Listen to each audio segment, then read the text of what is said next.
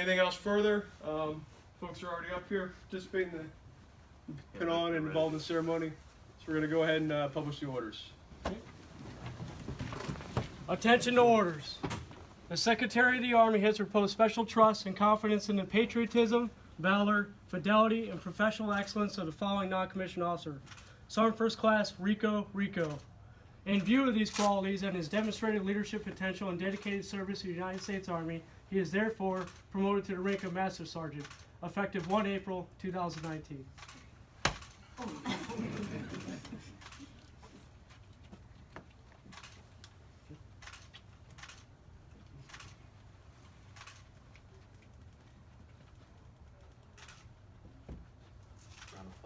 Yep.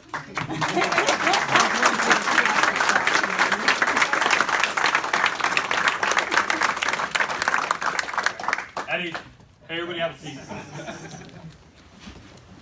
Everybody have a seat. So I know I'm in between everybody here and that food. And I'm also in between you and a 3-day weekend, most of you. Or a 4-day if you got a pass. Where's that 150 crew at? Woo! But I do have a lot of things to say, and I have a lot of people to thank. I'm an impromptu speaker. Like, I go out and give briefs. This is what I do. And I do it without cards, and I do it without any of that stuff. But when it came to this, I had to write it down, because I didn't want to miss anyone. I didn't want to miss anything. And I think I can handle it, that I need to slow down a little bit and read what I'm reading. First, I want to start by saying thank you to anybody in this room that technically outranks me and my boss, Major Henry, because you superiors, sergeants major, chief, it's truly amazing. I'm honored to have you guys walk into this room and share in this moment with me. Typically, when you think about these things, I always see people like thanking the commander and the first sergeant. I always think to myself, what in the world did they have to do with getting you there? But it's not about that. I'm just grateful for your time. I know today was a really busy day. We had a lot of moving parts, lunch, brown bag luncheon or something like that, right? Bunch of meetings, manning meetings. We were just trying to go real fast, get out of there. I'm rushing home to grab the kids. But I do appreciate everybody's time, okay? So thank you for coming. I want you to know that my invites for this were not sent to a distro list. I went down global and I looked for individuals, and I selected each and every one of you to be here. And if I told you in person, it even meant more. But I didn't send it out to a distro list to get everybody here. I don't care about that kind of stuff. But everybody here is here for a reason, and I chose for you guys to be here. If you were here at the beginning of the month and I did a ceremony for the battalion, you know that I got on stage and I thanked my wife profusely. I said, she's everything to me, right? I said, she manifests all my dreams. She helps me get to where I want to go. You know, when I met her, you guys don't know this, I was a sergeant first class, throwing the trash on staff duty. I remember she showed up, she was the colonel's secretary, and she said, you're supposed to throw the trash, with like this finger pointing at me. And I froze, I didn't have a runner, so I jumped up and threw the trash. I didn't talk to her again for 3 years. But that's what she remembered most. She said, hey, this guy did it himself, he didn't delegate it down. Maybe he'll do things around the house. Not true. She's amazing. We haven't won Yard of the Month yet. We're on our way. She's always on top of it, okay? So, sweetheart, I love you. You're great. I try not to concede that anyone's actually better than me. And before you guys get carried away with this, I have like an unhealthy amount of self-confidence. It's the only way to get through your day. If you don't believe in yourself, I'm serious. Hey, I'm being ridiculous, right? You guys know this. But I'm telling you that the only person I can openly admit works harder than me every single day and does more for this organization is my wife. I truly believe that. There are times when I'm sitting there and I want to call her, hey, you want to go to lunch? And she's angry I'm calling. She's hanging up. What are you doing? I'm busy right now. I'm like, hey, me and Major Henry, we were having a debate. We were talking. She's like, what? I don't have time for this nonsense, and she hangs up. So I'm thoroughly impressed with your work ethic day in day. And then when she gets home, she hits it hard, guys. She cleans everything. She does everything. And it's truly amazing. So I'm honored. I'm humbled by you. And thank you for everything you do, sweetie. I love All right? I love you, too. All right. Enough of that. I want you guys to know. So we all know my wife's a budget analyst, right? So check this out. We know she's a budget analyst. she's also my budget analyst, right? So I didn't get her a gift that she's going to kill me if I spend yet another $1 on anything to do with this promotion ceremony. I promise. Okay, we had to fly a lot of people out, pay for rental cars and hotels. My wife says, hey, enough's enough. No gifts. Now, sweetie, you'll get all the gifts you need later. I don't know what to tell you. You'll be all right. All right, so next, I want to thank Jessica. So, Jessica's sitting right here. This is going to be really unique for some of you in the room, but we're grown. So, this table here, these are all my children. This is my ex-wife, and this is the mother of my youngest daughter. We all get along. We all text one another. We correspond. We all raise these beautiful children. And I'm telling you right now, Jessica and I, we were married for 10 years to start this career. God bless her. God bless her. The highs and lows of my career initially was very hard. Being a young soldier, a young staff sergeant, it was extremely difficult. And there's something to be said about going through that with her. Okay, I am eternally grateful to her every single day that she had to sacrifice her career with every PCS move. That she had to sacrifice raising these children all by herself down in Florida every single day. And now she's finally getting to pursue her career and what she wants to do with life. And it's really awesome to see her blooming into who she is now. And I just want you to know in front of everybody, if they've ever heard a story about you, it's always been positive. And it's always been great. And I always end it with, you're an amazing mother. And I truly believe that. Thank you. I have something for you, Jeff. Don't open it in here. So here's your gift, okay? Thank you. Amanda, much the same. I think you make sacrifices every day for us. I think you're great. And I know at one point in your life you had to make a decision on where you would work. And I don't take that lightly at all. So thank you very much. Not everybody knows the details, but I think you're great as well. Thank you. You got it. All right, let's keep going. Sorry for taking all your time, guys. This is it. So, I want to thank my kids, right? They're my motivation. They keep me going. A lot of times, I talk to them all the time. The last thing I say to them is make me proud. Make me proud. I want to tell you that I strive every day to try to make them proud. Okay? I want to quit some days. I don't want to be around. I kind of lose motivation, but then I look at them and I say I can't fail them. So I do my best to provide for them, to set the right example. I've been playing a lot of Fortnite lately, and I'm not a Fortnite player. But my son likes to do it, so we're going to do it together. And I can't always do it for the amount of hours he wants, but I try. Right? My daughter wants me to try to listen to her music. It's tough. Yeah. I can't handle it. Can't deal. She's 13. I don't know what Panic at the Disco is all about. I'm sorry. 21 something. I don't even know. 21 Pilots. Okay. I You knew it wasn't Savage. I got CC into it too. Okay, fair enough. Nonetheless, so my kids are amazing, guys. We got you each a gift. Hopefully it lasts forever.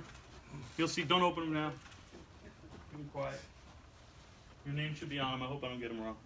No. So thank you for all that you guys do. I love you guys. All right. So there's 3 staff sergeants in the room. I asked you guys to be here. 2 of you are here. Sergeant Voigt's here on leave. Sergeant Benitez here with his children. The reason I asked them to be here, guys, they don't actually work for me, right? They're not in my direct purview. But they actually came to me directly, indirectly. I know yours wasn't directly, it was indirectly. But they came to me for some help in being leaders and maybe some guidance. And that's not really normal. But I can remember that after we had our discussions and we worked really hard, 3-4 hours a night or whatever it was, and we put in the time, they came back to me and they came to my office and they shook my hand. And they just said, hey man, thanks a lot. You really put things in perspective, you really helped us. And it meant a lot to me because I felt like I was sharing the profession with you guys. And I want to tell you that I don't get up here without having that rejuvenation. And I don't get up here without coming to that realization and that self-reflect. And it means the world to me that you guys are here because, yeah, my daily duties and scope says I'm going to take care of 30 guys every day, whatever it is, right? But you guys, above and beyond what we're doing, came to me for guidance, and I really appreciate that. What you said to me the other day in the theater, and I know I didn't even bat an eye at you, and I didn't acknowledge it, but you said I inspired you, and you weren't being sarcastic, and I thought you were. No.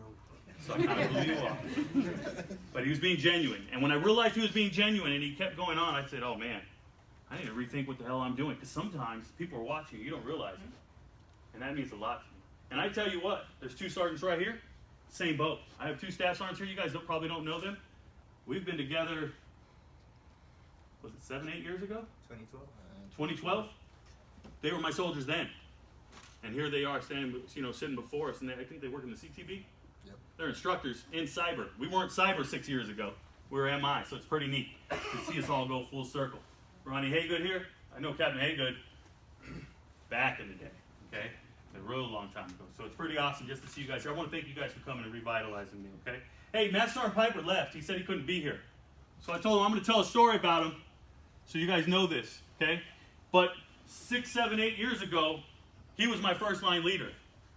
Matt Sergeant Piper and I were in a room. He was a sergeant first class and I was a staff sergeant.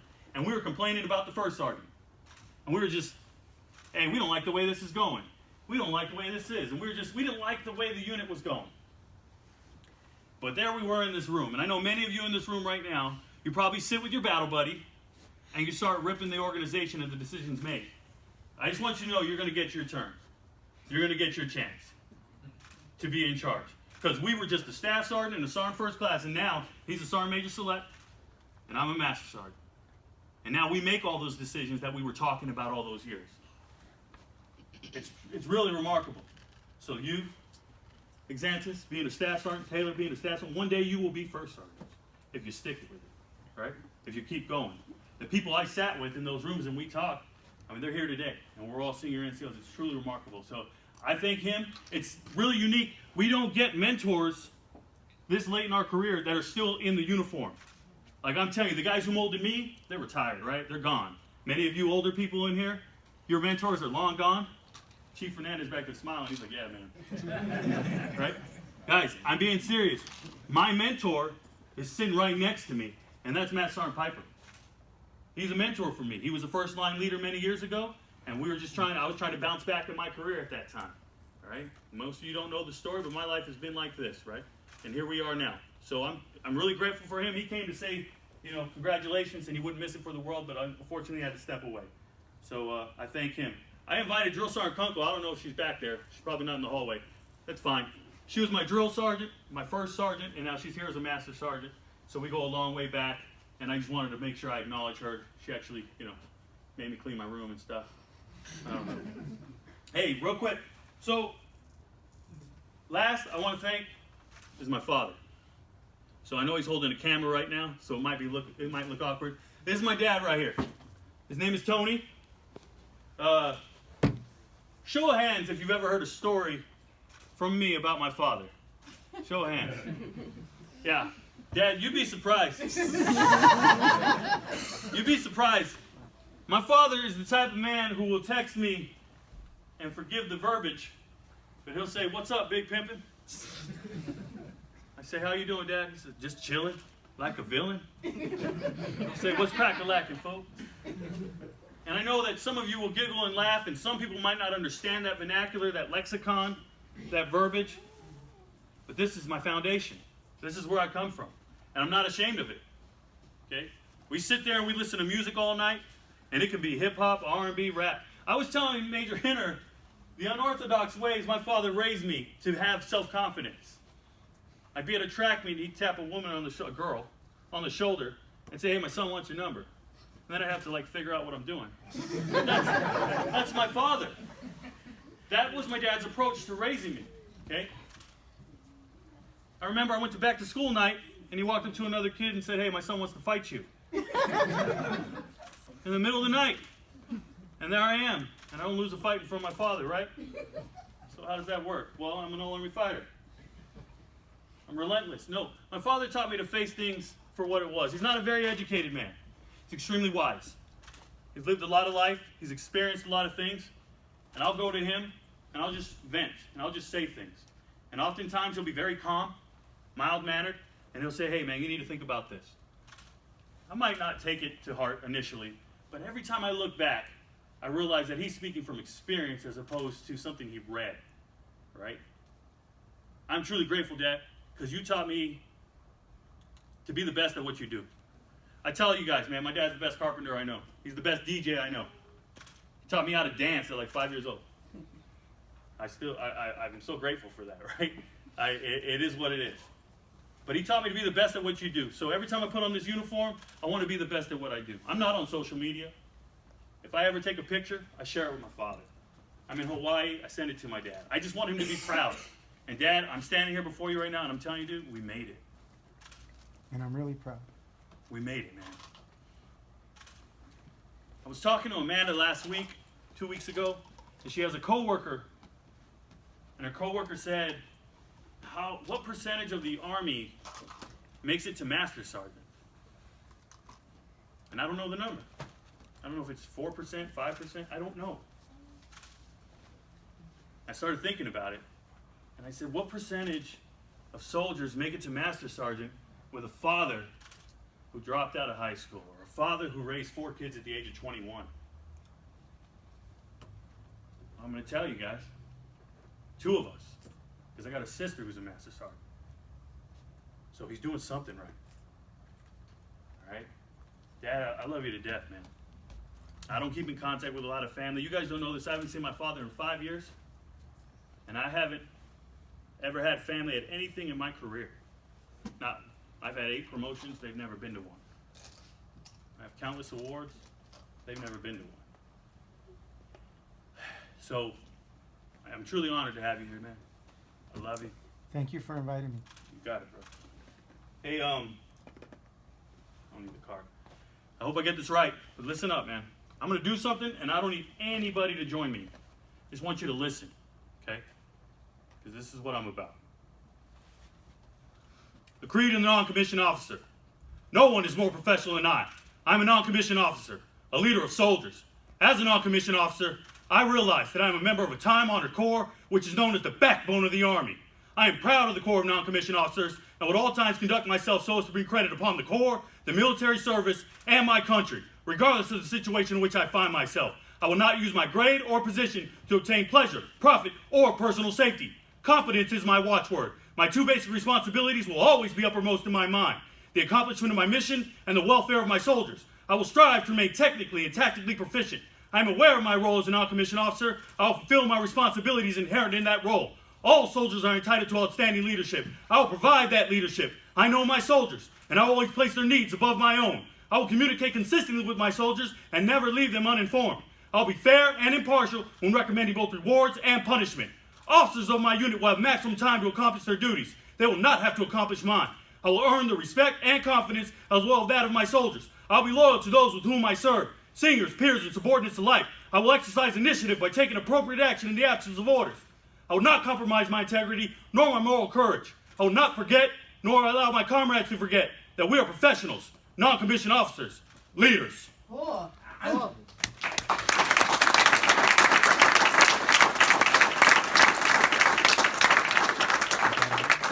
I want to end on that note, but there's one more thing, guys. 5 years is too long from having to see my father. So last night, while we were watching YouTube videos,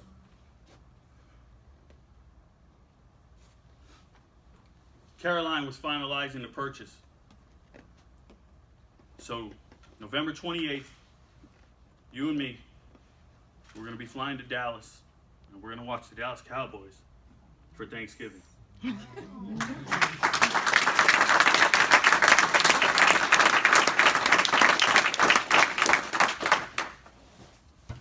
have a coin here, Dad. It has my name engraved on it, and it's a Master Sergeant coin. I want you to know something, man. You guys don't know this, but my father has all my coins. They're all in his living room. He has all my swords and my trophies and everything. I do this for him. And I just hope that one day, you guys learn to live for me and do everything for me. Okay? Thank you for your time, man. Sorry for getting emotional, but this is what it's about, guys. Thank you. Cool.